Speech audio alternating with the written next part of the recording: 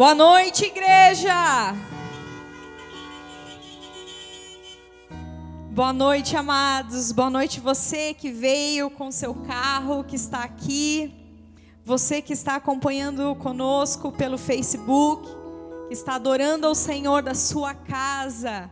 Onde você está, ali é um altar para o Senhor, amém? Ali o Senhor se faz presente através do Espírito Santo. Então, onde você estiver, não abra mão da reverência que nós precisamos ter quando estamos cultuando ao Senhor, amém? Para você que não me conhece, eu sou a pastora Sheila, esposa do gatão que estava cantando. Cadê a Regi? Ai, ai. E coube a mim trazer uma palavra nessa noite a respeito de um homem incrível para fazer parte dos clássicos que nós estamos estudando. E essa noite nós vamos falar um pouquinho a respeito de Elias. Quem já conhece a história de Elias, liga a luz aí para eu ter uma noção. Quem já conhece? Legal, tem bastante gente que ainda não ouviu falar. Glória a Deus, obrigada, amados. Bom saber que vocês estão ligadinhos. Elias foi um grande homem de Deus. Eu vou dar umas pinceladinhas só para vocês ficarem aí com um gostinho. Ai, vamos logo, vamos falar desse homem incrível, para vocês terem uma noção. O Antigo Testamento termina falando sobre Elias. O último livro do Antigo Testamento é Malaquias. O último capítulo do Antigo Testamento é o capítulo 4.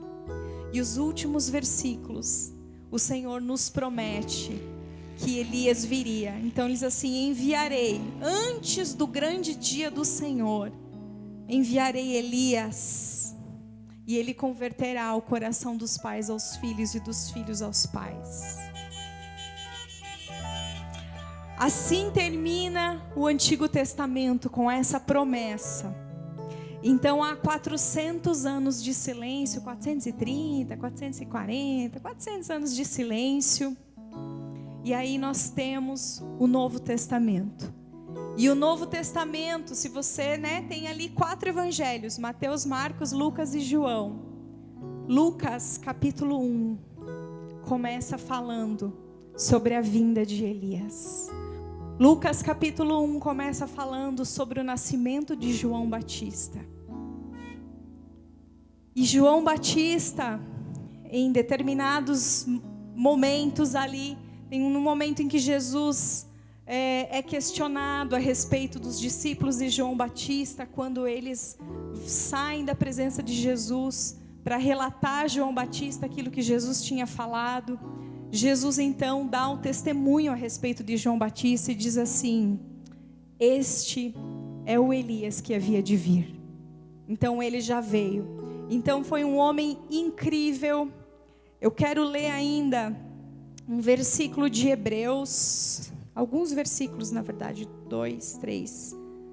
E a gente tem ali vislumbres, citações de Elias, para então nós entrarmos mesmo na história dele.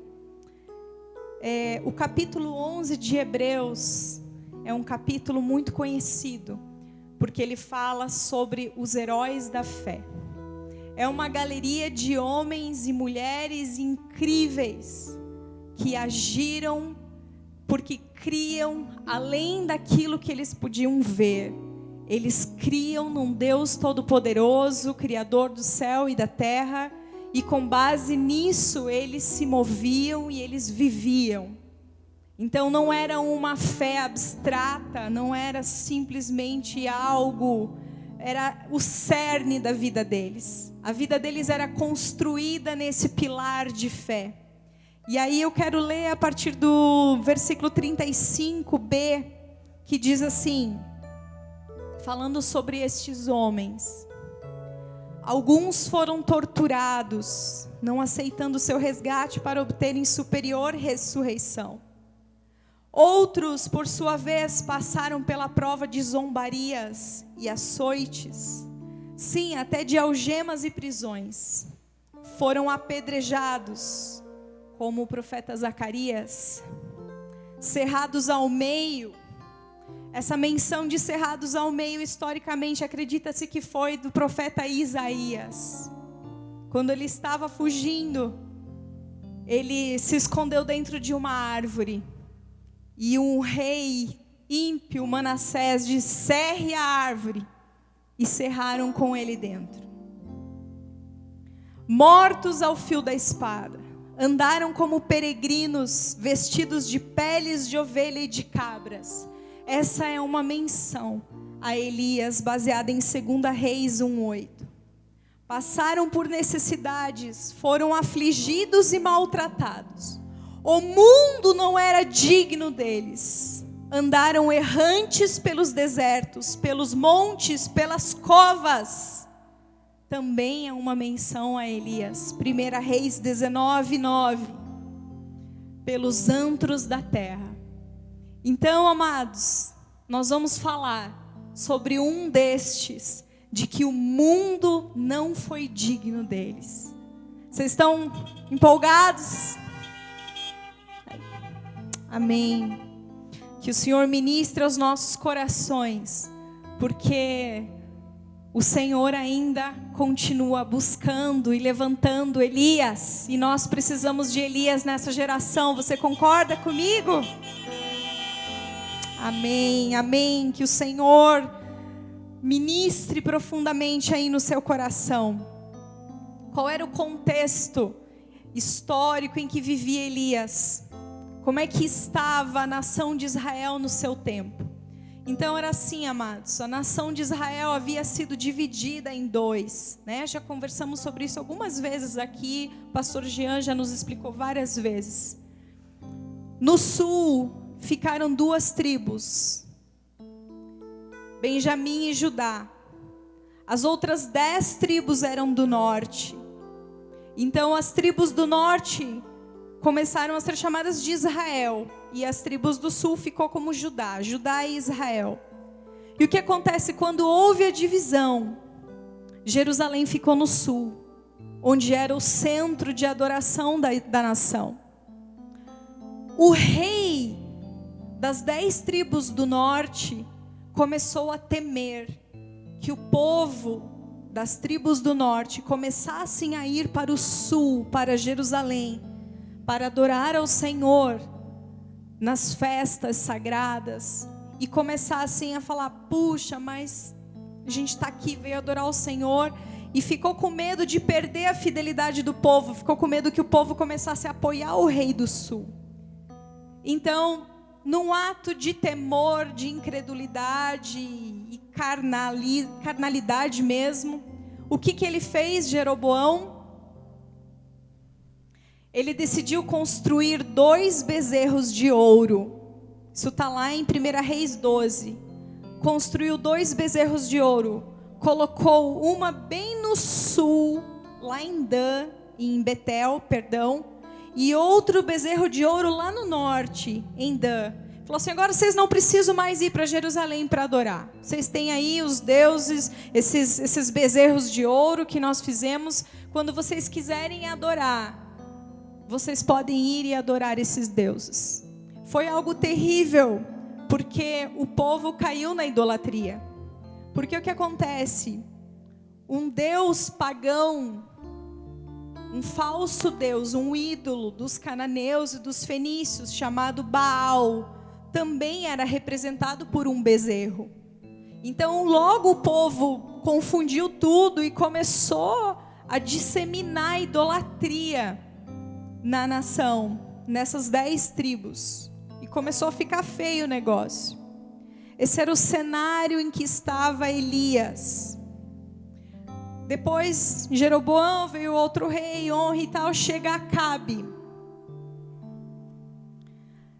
Acabe, nós vamos ler esses 2, 3 versículos, 1 Reis 16, do 30 a 33, vamos ver que tipo de rei ele estava sendo nesse período de Elias. Diz assim: Acabe, filho de Onre, fez o que era mal aos olhos do Senhor, mais do que todos os reis que vieram antes dele. Como se fosse pouca coisa andar nos pecados de Jeroboão. Quais eram os pecados de Jeroboão? Jeroboão, quando instituiu esses 2 locais de adoração e colocou esses bezerros de ouro, ele não se importou em levantar sacerdotes da tribo de Levi, porque o Senhor tinha instituído que os levitas é que iriam servir no templo. Ele pegou qualquer pessoa. Você quer ser sacerdote? Vai ser sacerdote. Ele foi tão irreverente que ele mesmo um dia decidiu queimar incenso. Não, eu vou queimar incenso hoje. Então a palavra está falando que Acabe, além dele andar nesses caminhos de pecado de Jeroboão, Acabe foi mais longe e tomou por mulher Jezabel, filha de Etibaal, rei dos Sidônios, e foi e serviu Baal e o adorou. Levantou um altar a Baal no templo de Baal que tinha edificado em Samaria. Acabe fez também um poste da deusa Aserá, de maneira que cometeu mais abominações para irritar o Senhor, Deus de Israel, do que todos os reis de Israel que vieram antes dele. Então, era o pior rei que havia existido até então. A situação do povo era a situação de abandono da fidelidade ao Senhor. Eles haviam se vendido fazendo alianças com povos pagãos, por questões políticas, confiando mais nessas alianças do que no poder do Senhor, que podia os proteger de invasões inimigas, enfim. Era um cenário que existia perseguição religiosa. Os profetas do Senhor estavam sendo terrivelmente perseguidos. Por quê? Porque Acabe e Jezabel estavam decididos a instituir Baal como a nova divindade de Israel. Parece uma coisa muito louca, né? Porque Israel, da onde vem esse nome?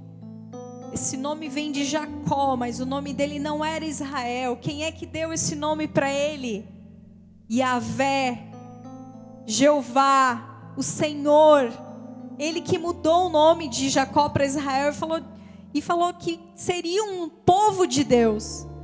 O Senhor mesmo cria um povo, separa um povo, e agora vem um rei e diz: não precisamos mais desse Deus, vamos instituir outro Deus para essa nação, Baal. Então era realmente um cenário que exigia muito uma intervenção divina. E qual é a resposta de Deus, né? Lembrando um pouquinho também, Baal, ele era conhecido como um Deus que simbolizava as forças produtivas da natureza. Deus da colheita. E Aserá, ela era tida como esposa de Baal, deusa da fertilidade.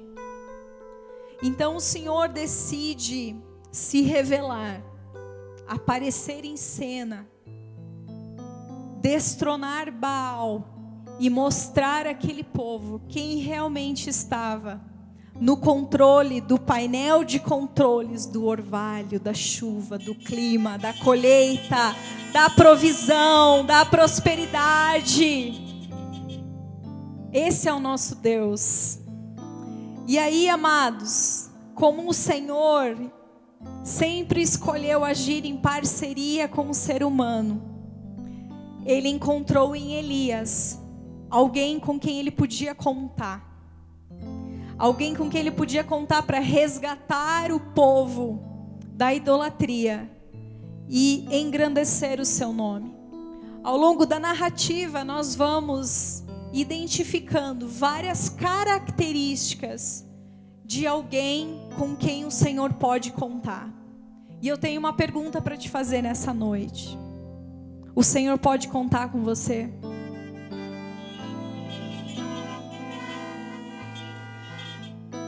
Amém, aleluia. Cada vez que eu fizer essa pergunta nessa noite, você pode se expressar. Se o Senhor estiver falando com você e se você estiver respondendo, pode se expressar. Amém, amados? Amém. Então vamos começar a estudar esse grande homem de Deus. Vamos lá, amados, em 1 Reis 17. 1 Reis 17, eu vou ler o capítulo 1, o versículo 1, do 1 ao 5, diz assim: Então Elias, o tesbita dos moradores de Gileade, disse a Acabe, disse ao rei, no momento de perseguição religiosa, esse profeta chega diante do rei e diz: Tão certo como vive o Senhor, Deus de Israel, a quem eu sirvo, não haverá orvalho nem chuva nos próximos anos, a não ser quando eu disser. Então a palavra do Senhor veio a Elias dizendo: saia daqui, vá para o leste, esconda-se junto ao ribeiro de Querite, nas imediações do Jordão. Você beberá água do ribeiro, e eu ordenei aos corvos que sustentem você naquele lugar. Elias foi e fez segundo a palavra do Senhor. Retirou-se e ficou morando junto ao ribeiro de Querite, nas imediações do Jordão. Você que está anotando, a primeira característica de alguém com quem Deus pode contar é: ela discerne a voz do Senhor e a obedece. O Senhor falou com Elias, e ali tem vários, nesse trecho que nós lemos, amados, existem vários verbos de ação. Vá, saia desse lugar, esconda-se, eu vou te sustentar. Elias provavelmente ouviu: mas você está indo embora? Mas você vai viajar?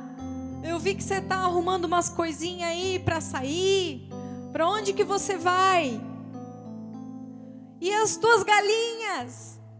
E a tua horta? Não sei como é que era a vida de Elias. Não nos falam nada antes. É como se somente importasse depois dessa ordem do Senhor. É como se a vida dele antes, para nós, não tem tanta importância quanto no momento em que ele começou a andar conforme o Senhor estava lhe instruindo. E Elias foi, amados. Elias deu esse passo de fé. Elias discerniu a voz do Senhor e obedeceu.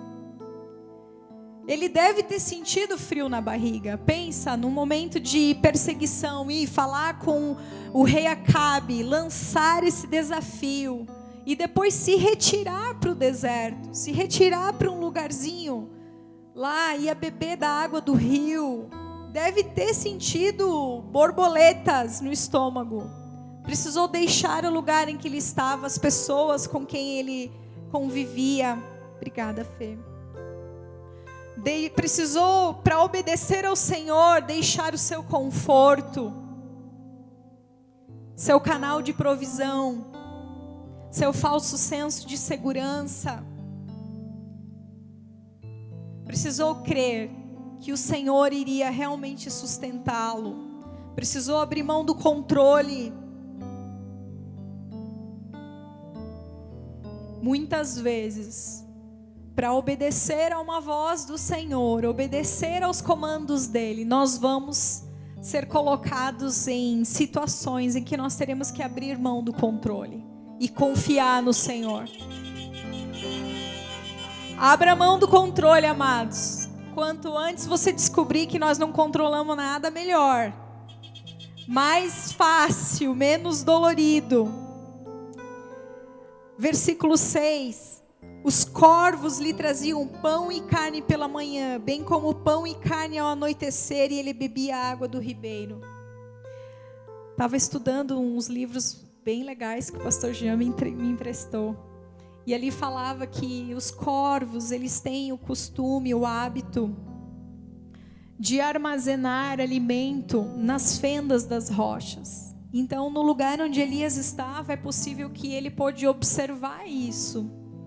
E pôde então ir até esses lugares de esconderijo dos corvos e retirar o alimento dali. E pode ser que Deus mandou os pássaros entregarem os alimentos no pé dele, né? Porque ele é Deus dos corvos também, amém, amados? Ele pode tudo.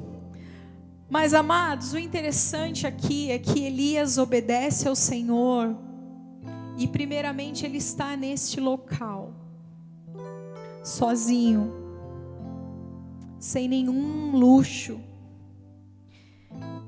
E é interessante porque ele não obedece ao Senhor por nenhum interesse pessoal.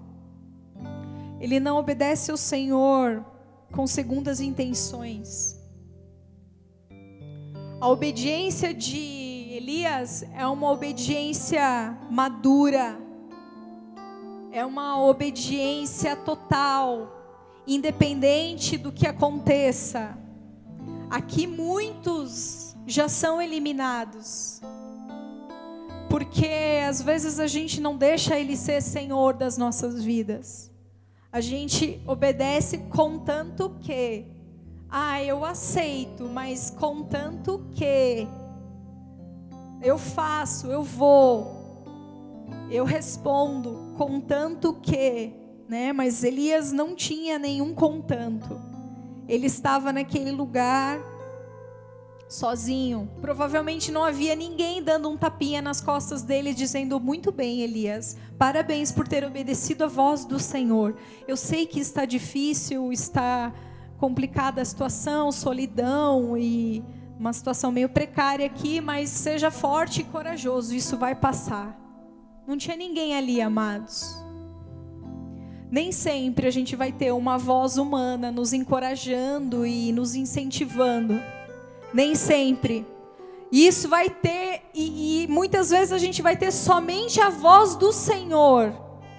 A convicção de que nós precisamos fazer algo que Ele está nos pedindo, ainda que ninguém veja, ainda que ninguém concorde. Mas a aprovação do Senhor, ela precisa ser suficiente para nós. A falta de aprovação ou de aplauso do ser do homem não pode ser um obstáculo para a nossa obediência ao Senhor. Não pode, amados. A nossa suficiência tem que estar no Senhor, amém? Deus pode contar com você?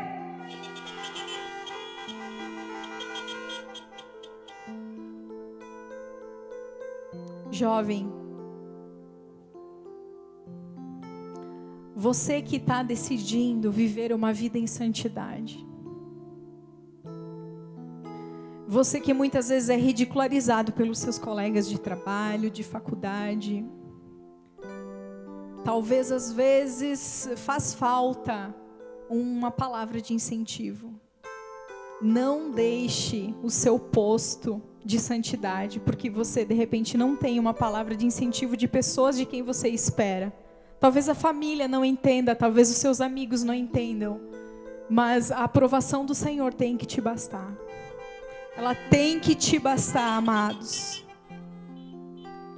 Você que é o diferentão no trabalho, você que está vivendo em integridade, você que perde algumas vendas porque você não oferece suborno, porque você não tenta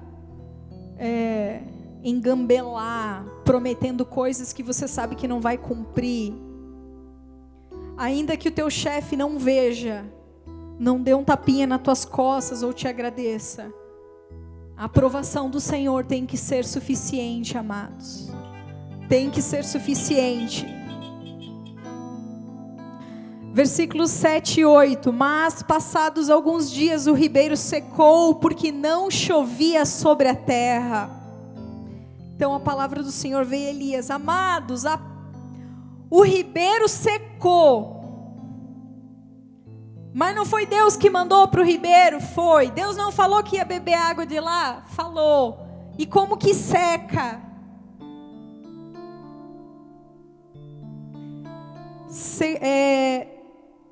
Mais uma característica: se mantém atento aos novos comandos do Senhor sem reclamar de mudanças inesperadas. Elias não ficou dizendo assim, que Deus é esse que me manda para cá e depois me deixa sem água. Que Deus é esse que me manda para essa cidade e agora me permite que eu passe por essas situações, essas privações. Me chama para andar com Ele e permite eu passar por essas provas. Ele é o tipo de Deus que enxerga todo o cenário, todo o quebra-cabeça do qual a gente é só uma pecinha. Ele ainda não terminou o que Ele começou, amados.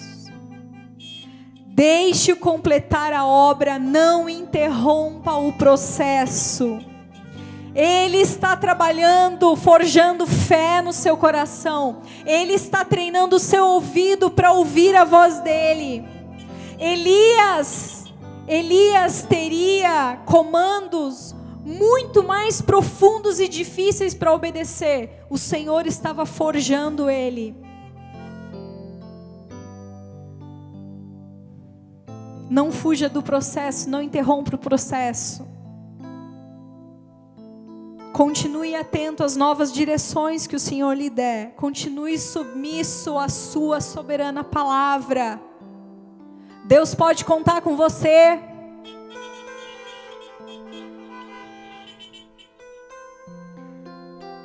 Versículos 9 a 11. Desde o 8. Então a palavra do Senhor veio a Elias dizendo: levante-se e vá a Sarepta, que pertence a Sidom, e fique por lá. Ali ordenei a uma viúva que dê comida para você. Então ele se levantou e foi a Sarepta. Chegando ao portão da cidade, encontrou uma viúva que estava apanhando lenha. Ele a chamou e lhe disse: por favor, traga-me um pouco de água numa vasilha para que eu possa beber. Quando ela já estava indo buscar a água, Elias a chamou e lhe disse: traga-me também um bocado de pão, por favor. Amados, mais uma característica da pessoa com quem Deus pode contar. Ela possui o tipo de fé que desafia a lógica humana. Desafia a lógica humana, eu vou explicar por quê. O ribeiro de Querite secou. Deus, claro que não havia se esquecido de Elias. Às vezes a gente pensa que Deus esquece, mas Deus não esquece. Aí o Senhor vem para eles assim: vá para Sarepta. Vamos começar por aqui.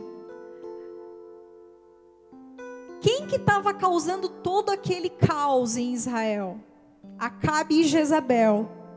Sabe onde fica Sarepta? Terra natal de Jezabel. Fenícia. O Senhor estava mandando ele para a cova dos leões. Falou assim: vai lá. Eu fico pensando, né? Elias, certo, Senhor, será que não era melhor ir lá para Judá, lá para o sul, lá, né, na nação do sul, lá, de repente, a tribo de Benjamim, não sei. Deus fala: não, é para subir. Sarepta, vai para lá.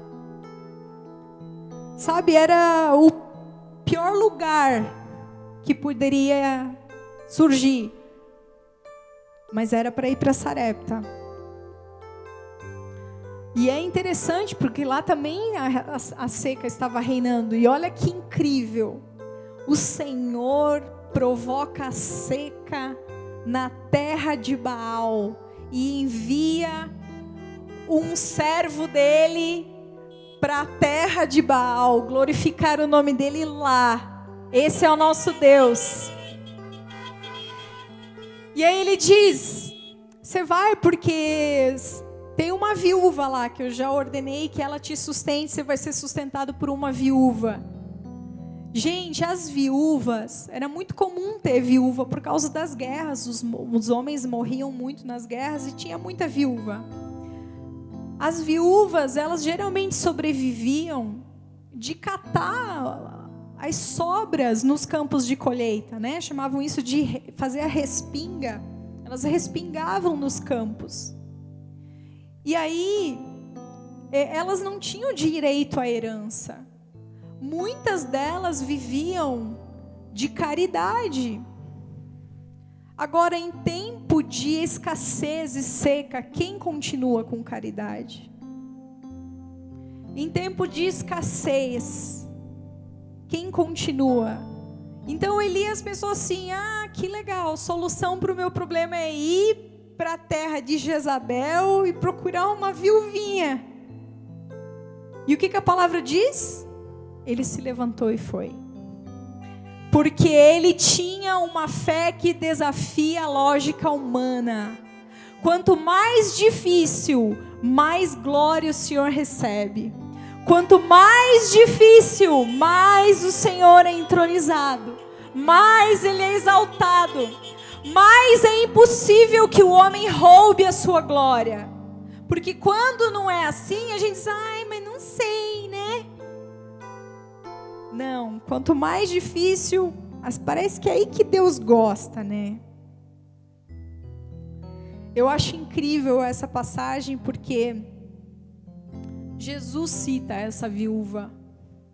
Em Lucas 4, do 25 ao 27, quando ele está ali abrindo o coração e falando sobre a dureza do coração das pessoas de Nazaré, ele fala assim: realmente um profeta não tem honra no seu próprio lar, na sua própria casa, no seu próprio país. E aí ele rebate falando assim: porque nos dias de Elias havia muita... Deixa eu ler que eu tenho esse versículo aqui. Na verdade, eles digam que havia muitas viúvas em Israel no tempo de Elias, quando o céu se fechou por 3 anos e 6 meses, reinando grande fome em toda a terra. E Elias não foi enviado a nenhuma delas, a não ser a uma viúva de Sarepta de Sidom. Amados, você veja, o Senhor poderia ter enviado Elias para uma viúva de Israel. Mas a situação estava feia lá, questão de idolatria. Mas o Senhor conhecia o coração dessa viuvinha lá de Sarepta. E é interessante porque é para ela que o Senhor envia. Que a gente não perca a oportunidade de experimentar um milagre de Deus por causa de religiosidade ou por, enfim, achar que a gente já está resolvido, né? Porque o pessoal de Israel achava que Deus deles ia resolver tudo, já estavam garantidos simplesmente por serem descendentes de Abraão. Mas não é assim. Versículos 12 a 24, amados, a gente tem vários desdobramentos dessa obediência, oportunidades ali para Elias ir exercitando a sua fé, porque quando ela responde dizendo que ela não tinha o suficiente para dar de comer para ele, ele lança o desafio então, falando: vá, faça primeiro um pãozinho para mim, depois faça para você e para o seu filho, que não vai faltar a farinha e nem o azeite na botija. E essa mulher, ela acredita nessa palavra de Elias. E por todo o tempo da seca, eles foram sustentados por essa palavra de fé que ela acolheu no seu coração. Amados, a seca estava geral. A pandemia, quer dizer, a seca estava geral. Mas não faltou azeite, não faltou farinha, por uma palavra de fé que foi acolhida no coração. Creia que o Senhor, Ele é poderoso para te sustentar. Amém? Aqui muita coisa acontece, depois o filho dessa mulher acaba falecendo, o Senhor usa Elias para ressuscitar esse menino. Essa mulher então compreende mais a fundo ainda que realmente Elias era um homem de Deus. E ali o Senhor foi sustentando e exercitando a fé de Elias. Na nossa jornada Deus vai providenciando e permitindo situações, não para nos ver sofrer, nem para nos ver aflitos, ou ansiosos, ou temerosos, mas amados, Ele está nos dando oportunidades de alimentar a nossa fé, de fazer a nossa fé crescer. O Senhor está nos levando a coisas maiores, Não perca a oportunidade. As situações adversas que a gente muitas vezes se vê e a gente não, parece que estamos cercados. Às vezes, se você está cercado, só te resta olhar para cima, amados. É para o Senhor que nós precisamos correr. Ele está trabalhando no coração do seu povo. Guarde essa palavra no teu coração. Situações difíceis são oportunidades para exercitarmos a nossa fé. Amém? É triste porque às vezes a gente perde tantas oportunidades dessas. A verdade, amados, é que nós duvidamos do Senhor rápido demais. Só que é assim, queridos, quando nós não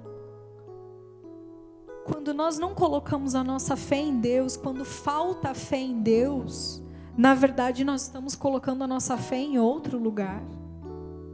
Muitas vezes a gente dá mais crédito para as calamidades, para o azar, para o acaso, do que para Deus. Se nós não confiamos em Deus, nós estamos confiando em outra coisa. Talvez seja uma fé inversa. Porque você acreditar que vai dar ruim, vai dar tudo errado, vai virar um caos, você está colocando a tua crença no caos, na calamidade, no abandono. Então isso é muito sério. Elias sabia onde ele estava, onde ele deveria estar, quem ele iria encontrar e de que forma ele seria sustentado. Embora parecesse loucura, mas Elias, ele permitiu que essas situações fossem situações que iriam glorificar o nome do Senhor. Amém? Seguindo um pouquinho agora, capítulo 18, versículo 1 e 2 diz assim: muito tempo depois, ele ficou um tempão ali na casa dessa viúva. Muito tempo depois, no 3º ano da seca, a palavra do Senhor veio a Elias dizendo: vá apresentar-se a Acabe, porque farei cair chuva sobre a terra. Então Elias foi se apresentar a Acabe, e a fome era extrema em Samaria. Próxima característica de com quem Deus pode contar. Pacientemente discerne o tempo e a hora de agir. Elias ficou onde Deus disse para ele ficar, até quando Deus disse para ele ficar. Ele estava em território inimigo, em terra estranha, mas aquele lugar era o centro da vontade de Deus para a vida dele. E ele ficou ali, amados, até Deus mandar. Há tempo para tudo. Já diz Eclesiastes, Há tempo de se esconder, há tempo de se mostrar, há tempo de se retirar e há tempo de aparecer. Há quem precise aguardar porque Deus ainda não lhe deu o próximo passo. Então aguarde. Não se entregue à ansiedade, ao desespero, à incredulidade, achando que o Senhor te esqueceu. O Senhor não te esqueceu, simplesmente ainda não chegou o tempo, amados. Ainda não chegou o tempo. E há quem precise também criar coragem para dar o próximo passo que Deus já lhe disse para dar. Quem é você? O que precisa aguardar, o que precisa pisar, caminhar. Talvez o próximo passo realmente demande coragem, como Elias. Amados, de repente Deus vem para eles assim: chegou a tua hora de falar de novo com Acabe. Deus pode contar com você.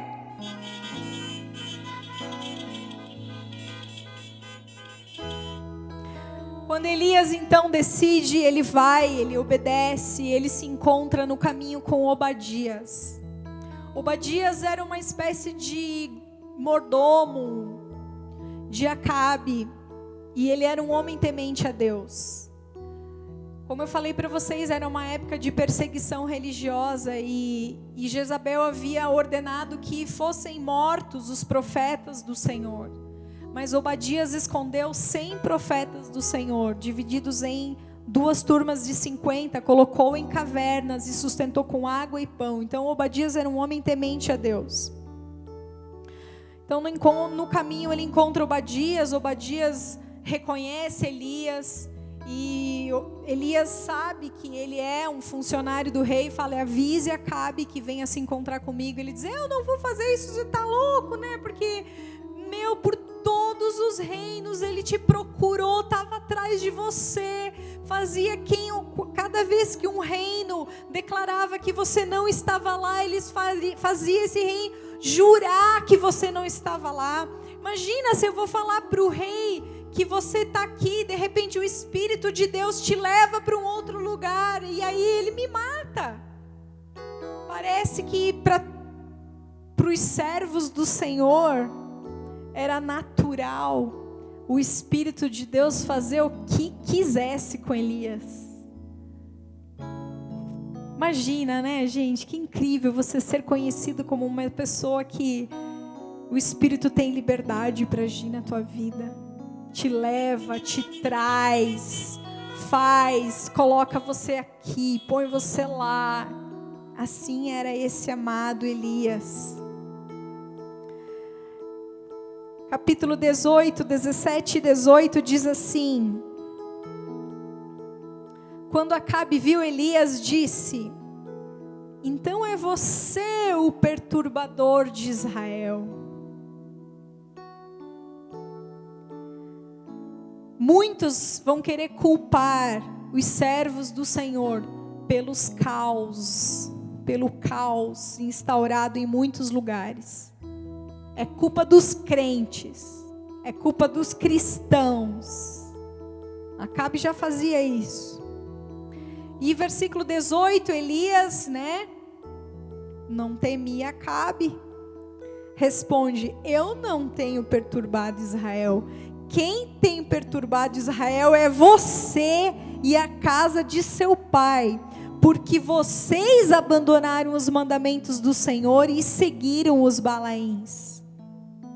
Próxima característica de uma pessoa com quem Deus pode contar: enxerga a realidade pela perspectiva de Deus. Elias, ele expõe a realidade da situação.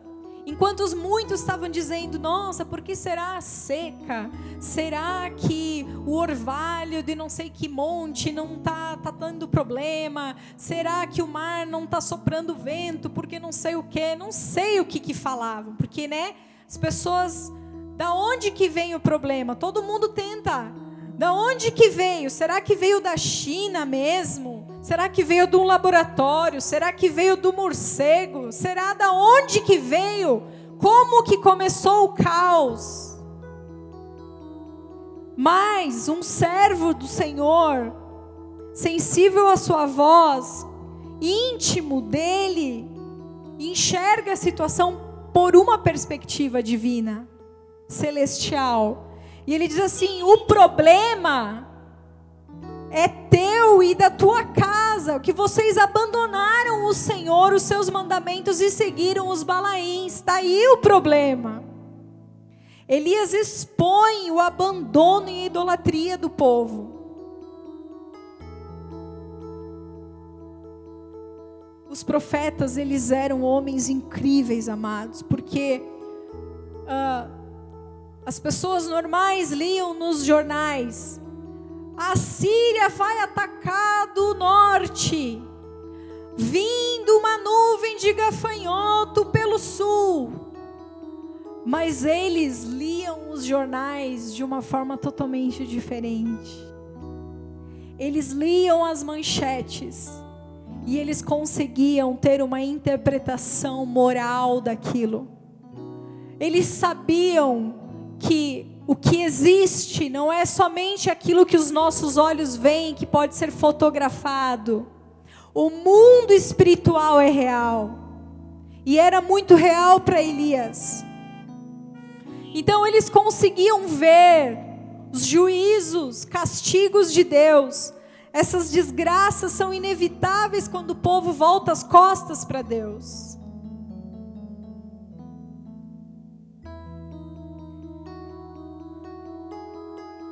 Sabe, amado, o mundo espiritual, a gente muitas vezes peca por desconsiderar. Nós somos muito iludidos pelos nossos olhos carnais, mas aquilo que nós enxergamos aqui, amados, é somente o palco de onde a verdadeira batalha acontece. É só o palco. E Elias, ele tinha essa percepção de Deus. E quando nós temos essa percepção de Deus, esse tipo de visão lança uma luz diferente sobre a história. Nós não enxergamos mais as coisas somente pelo que nós lemos nos jornais. Então Elias, ele trouxe à tona: peraí, mas quem é que está governando o mundo? Quem é que fechou a dispensa da chuva? Foi Acabe? Foi Baal? Ou foi Deus? O causador de todo este caos foi a China? E nós estamos lascados? Ou Deus ainda está no seu trono?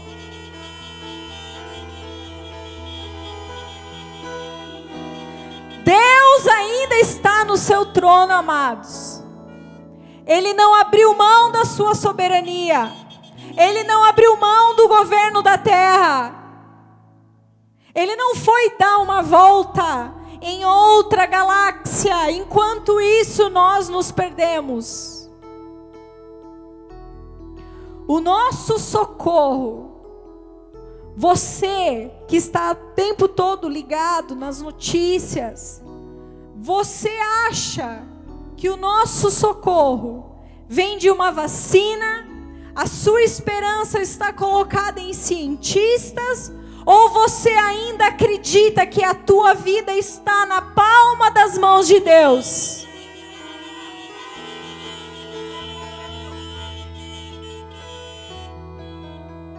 Ele é o Senhor dos exércitos. Por favor, abra comigo no Salmo 139. Jesus amado, estou atrasada. Salmo 139, amados, diz assim: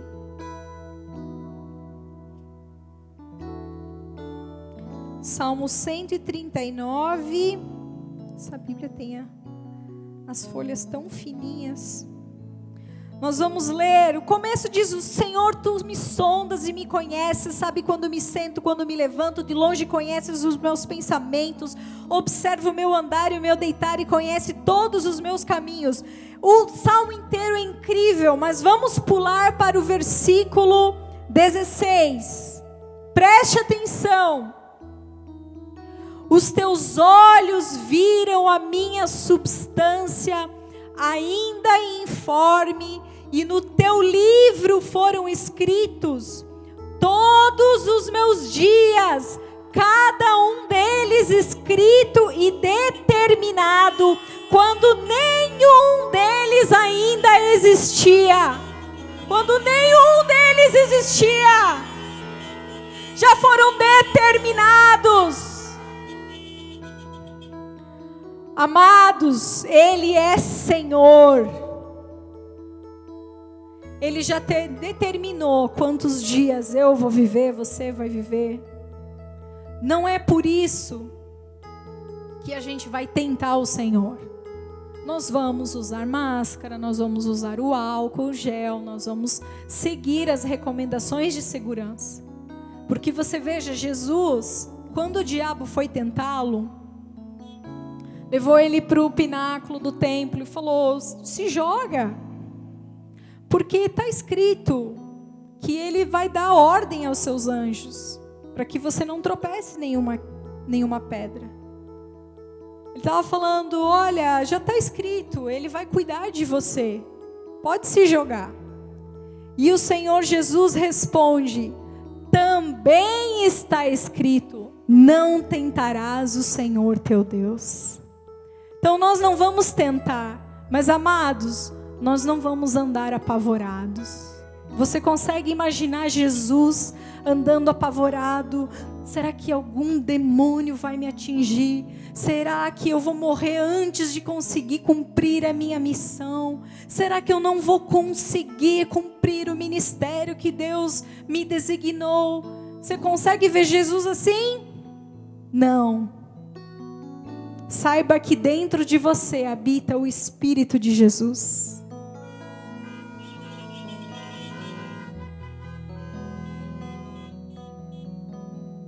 Amém. Vamos acelerar aqui.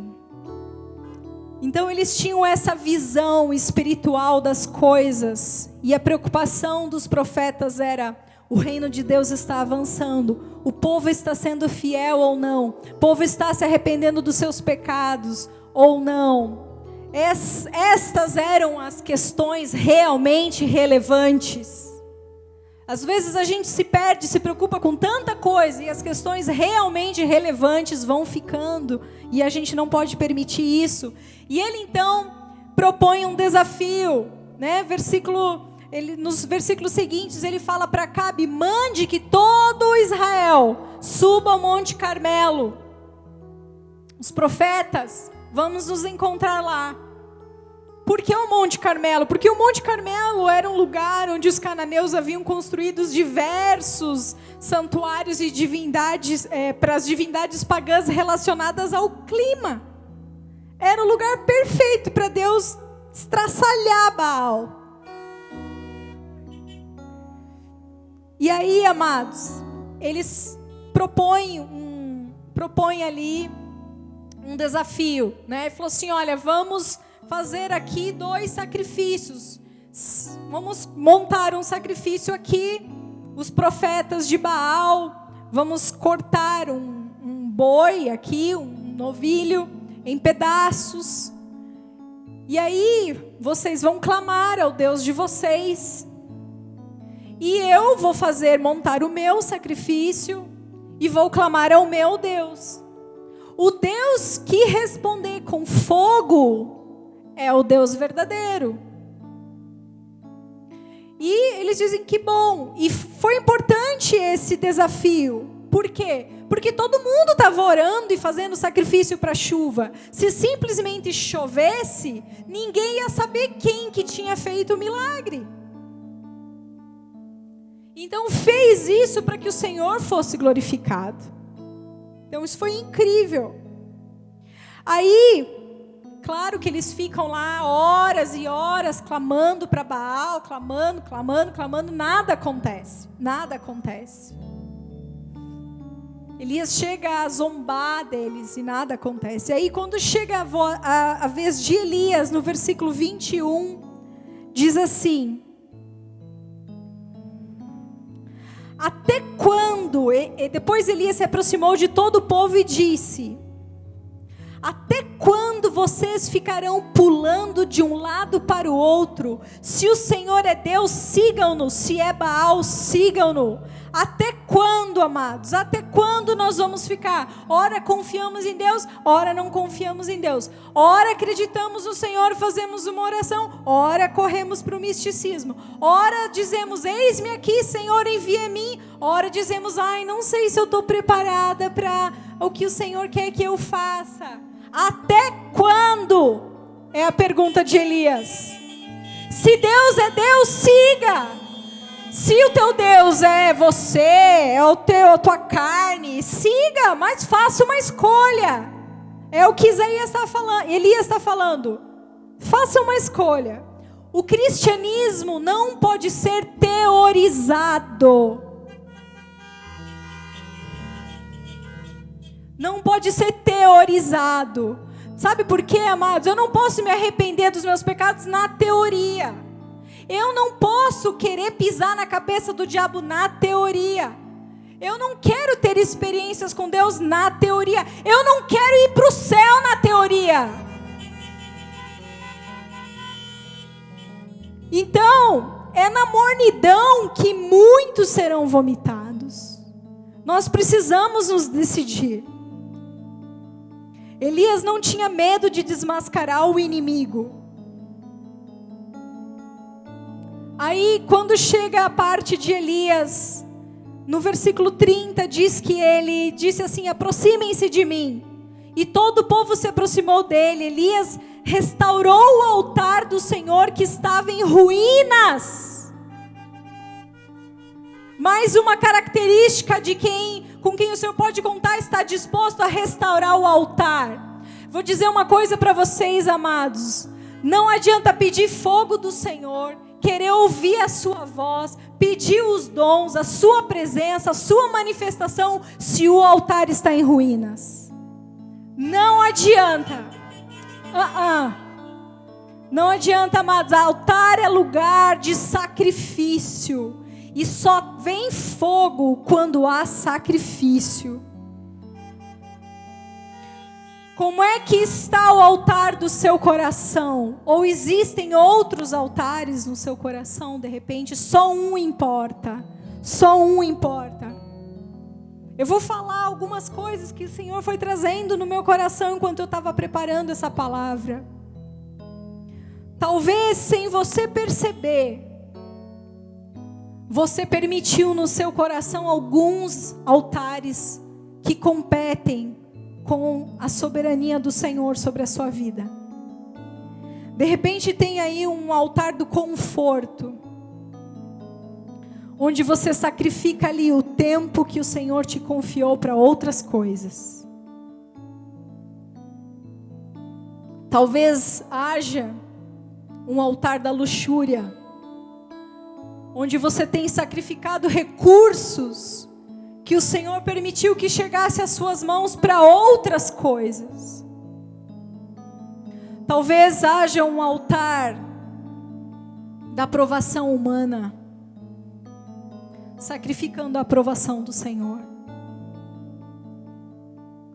Talvez haja um altar do culto ao corpo, à beleza física, sacrificando a verdadeira beleza e te transformando numa pessoa fútil, rasa, infantilizada, superficial.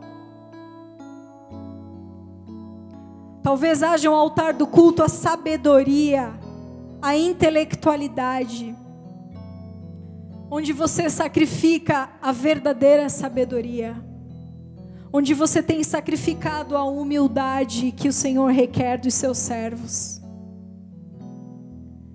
Talvez haja um altar da popularidade, onde para agradar a todos você tem sacrificado a autenticidade, a sinceridade. Talvez haja um altar do prazer carnal, sacrificando a santidade sem a qual ninguém verá a Deus. Quando você se entrega à carne,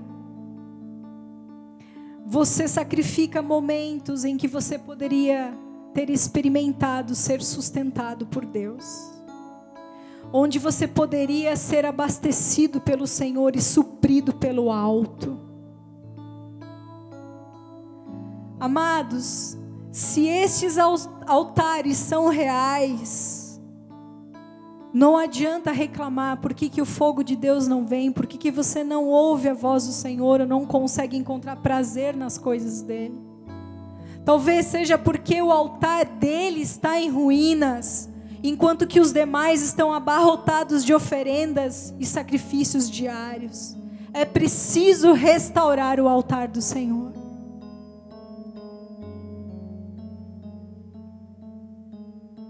Depois, Elias faz ali, ele restaura o altar, prepara aquele novilho, encharca de água, pede que joguem 12 cântaros de água. A glória do Senhor aparece, vem fogo sobre aquele sacrifício, consome não somente a carne, como as 12 pedras, o pó da terra lambe a água. Porque é claro que o Senhor iria aparecer após o altar ser restaurado. O que acontece? Elias pede, o povo começa a gritar, o povo reconhece, só o Senhor é Deus, só o Senhor é Deus. E aí, Elias pede que não deixem escapar os profetas de Baal, se retira e mata todos eles. Mais uma característica, se Deus pode contar com você, você está disposto a exterminar na sua vida toda influência que o afasta de Deus. Amados, Deus não foi cruel, Elias não foi cruel. Deuteronômio 18:20 ordena que se matem os falsos profetas. Ele estava cumprindo a palavra do Senhor.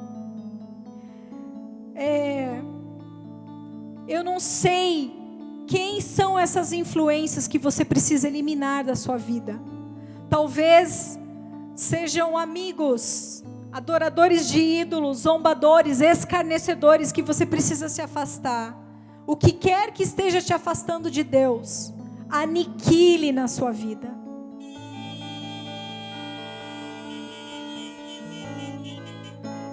Estamos terminando, amados. A última característica. Capítulo 18, 41 a 45 diz assim: Então Elias disse a Acabe: Suba, vá comer e beber, porque já se ouve o barulho de abundante chuva. Acabe subiu para comer e beber, mas Elias subiu até o alto do Carmelo. Ali, encurvado para a terra, pôs o rosto entre os joelhos e disse ao seu servo: Vai e olhe para o lado do mar. Ele foi, olhou e disse: Não vi nada. Ele disse: Volte, assim por 7 vezes. Na 7ª vez o servo disse: Eis que se levanta do mar uma nuvem pequena como a palma da mão de um homem. Então Elias disse: Suba e diga a Acabe: Apronte o seu carro e desça, porque a chuva não o detenha. A característica de uma pessoa com quem Deus pode contar, ela também é um anunciador e instrumento das bênçãos do Senhor. Uma vez que o pecado tinha sido exposto, o Senhor ali apareceu, foi glorificado. O povo reconheceu que Ele era o único e verdadeiro Deus. Elias podia agora então anunciar um novo tempo, uma nova estação, uma estação de chuva. Amados, Elias a palavra diz aqui no versículo 41, suba, porque já se ouve o barulho de abundante chuva. Esses são os ouvidos espirituais do profeta. Eu ainda não vejo, mas eu já ouço. Deixa eu te falar uma coisa, amados. Ele já ouvia, ele não via. Mas ao invés de ficar esperando ela cair do céu, ele vai lá buscar. Ele ajoelha e ele vai buscar. Ele vai buscar essa chuva, amados. Vou dizer uma coisa para vocês. Deus está fazendo coisas muito grandes, coisas novas, coisas que nós ainda não vimos. Deixa eu te perguntar, você já tinha visto? Você já tinha tido um presidente que defendesse a causa dos cristãos e que lutasse contra as ideologias do inferno? Eu ainda não tinha tido. Você já tinha tido um ministro da educação que é pastor? Você já tinha tido um ministro da justiça e segurança pública que é pastor? Você já tinha tido uma ministra da mulher, da família, dos direitos humanos que é advogada e pastora? Você já tinha tido isso tudo junto, amados? Amados, eu não sei o que Deus vai fazer, mas Deus já está fazendo. Nós não podemos perder o que Deus está fazendo. Assim como Elias saiu de Israel e foi para Sarepta, para aquela viúva, eu não quero que o Senhor saia daqui e vá fazer o milagre dele em outro lugar. Nós queremos aqui, amados, na nossa cidade, na nossa nação. Não vamos perder o tempo.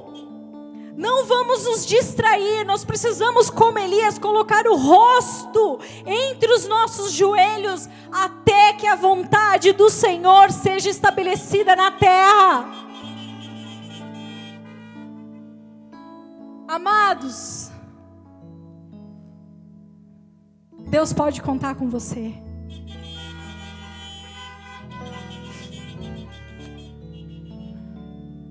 Então junte-se a Ele, porque Ele está fazendo grandes coisas. O nosso destino, amados, não é nos perdermos numa pandemia. A pandemia é a seca que Ele usou para chamar a atenção do mundo, de que Ele é quem está no governo. Presidente de nações, ONU, que agenda que nada. Ele bagunçou a agenda do mundo para dizer, ainda reina alguém aqui no trono celestial. Aleluia. Vamos orar. Pai, oh Senhor, abre os nossos olhos. Abre os nossos olhos para ver aquilo que não vemos. Abre os nossos ouvidos para ouvir aquilo que não estamos ouvindo. Em nome de Jesus, Senhor, tira os nossos olhos somente do que é visível. Em nome de Jesus, Pai, abre o nosso entendimento para que possamos compreender qual é a Tua vontade para este momento da história em que estamos vivendo. Ajuda-nos, Senhor, a restaurar os altares caídos, para que somente o Senhor seja adorado nas nossas vidas, nas nossas casas, nas nossas famílias, na nossa nação, em nome de Jesus, em nome de Jesus. Ajuda-nos, Senhor, a sermos como este Teu profeta, Pai.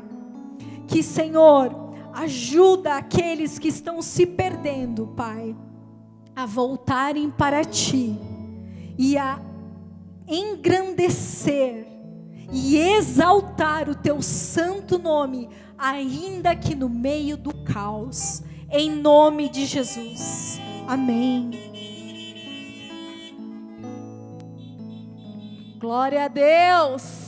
Aleluia. Aleluia. Quantos foram sacudidos com essa palavra? Oh, Deus poderoso. Aleluia. Eu tô aqui, a gente está encerrando esse culto maravilhoso a esse Deus maravilhoso, a esse Deus poderoso, a esse Deus que tem chamado e se relacionado com o seu povo, a esse Deus que de maneira tão íntima e tão pontual falou com seu filho Elias, num chamado para uma grande jornada, uma grande aventura, algo incrível, que só aquele que decide dizer sim, vive. Só aquele que decide se relacionar com esse Deus vive. Só esse. E nessa noite esse Deus está te convidando. Você que nos visita, você que está aqui, você que foi chamado por alguém para estar aqui nessa noite, eu quero te convidar a você convidar a esse Deus para fazer parte da tua vida. Não fazer parte de um momento religioso da tua vida. Não fazer parte de um domingo e de 2 horas aonde você vai se dedicar. Não é essa a proposta. É dedicar toda a sua vida, é entregar a sua vida, é confiar a sua vida a esse Deus poderoso, a esse Deus que rege todas as coisas, a esse Deus que tem o controle nas suas mãos sobre todas as coisas. A Ele, o Criador de tudo e de todos, te convida nessa noite, de maneira graciosa. Ele estende a mão dele e te convida. E se você sente no teu coração, se você está aí com teu coração batendo mais forte, eu quero te dizer que é o Espírito desse Deus que está batendo na tua porta nessa noite. E se você abrir a porta do teu coração, a palavra de Deus diz que Ele vai entrar e Ele vai fazer morada. E a sorte da tua vida, a realidade da tua vida vai mudar completamente. Ele é um Deus que cuida, Ele é um Deus que ama. Ele é um Deus que nos sustenta. Desde o começo do culto, desde a introdução, falando sobre sintonia, nos sintonizarmos com esse Deus poderoso. Depois, na oferta, um Deus que foi manifesto aqui, que é um Deus que cuida dos detalhes. E essa palavra poderosa dizendo, um Deus que conduz os teus filhos. E o Senhor nessa noite quer se apresentar a você como esse Deus que conduz, esse Deus que cuida, esse Deus íntimo, esse Deus detalhista. Então, se você nessa noite deseja fazer uma oração, entregando a sua vida a esse Deus poderoso, se você porventura chegou aqui e disse assim, eu preciso, eu tô cansado de tentar sozinho, eu já tentei isso, eu já tentei aquilo, eu já tentei tantos caminhos, mas hoje eu entendo que é através desse Deus, somente através dele, somente pelo meio do teu Filho Jesus, é que eu vou me conectar com Deus verdadeiro, Deus de Elias. Se você deseja fazer essa oração, que eu vou te conduzir, eu vou orar e você vai repetir após mim essa oração, que eu quero conduzi-lo. Eu gostaria que você ligasse o pisca do teu carro como um sinal de que você quer fazer essa oração. Amém.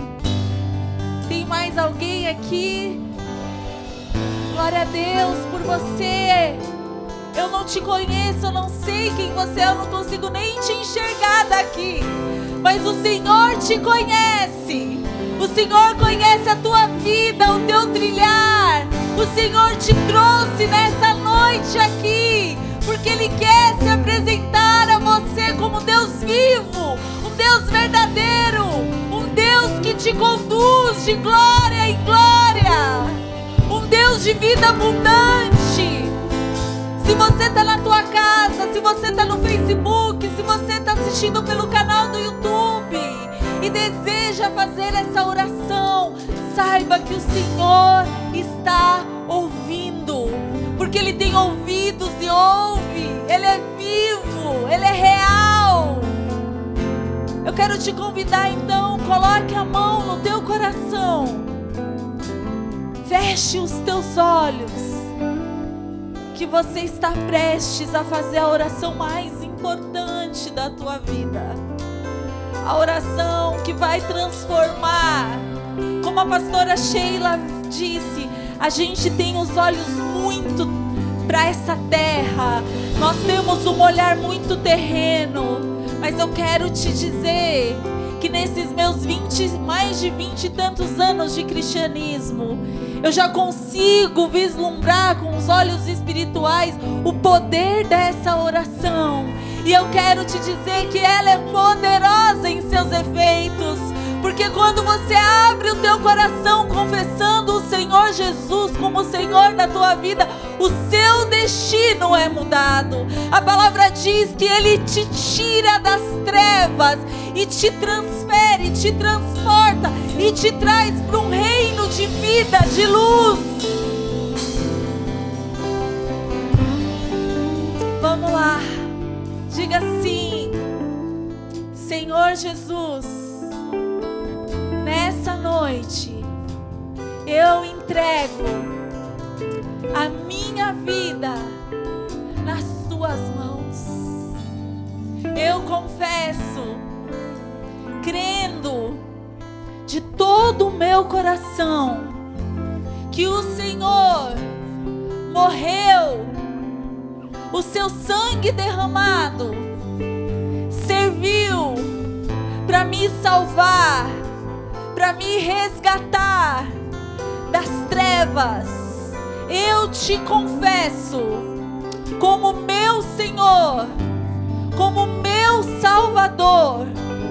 Lava os meus pecados, me purifica, me perdoa, Senhor, porque até aqui eu andei em caminhos tortuosos, tive decisões erradas, mas eu te peço que a partir de agora o Senhor segura na minha mão, abre os meus ouvidos para que eu ouça a tua voz, porque eu decido caminhar no teu caminho, o caminho que o Senhor decidiu, porque eu reconheço que tu és o caminho, a verdade e a vida, em nome de Jesus.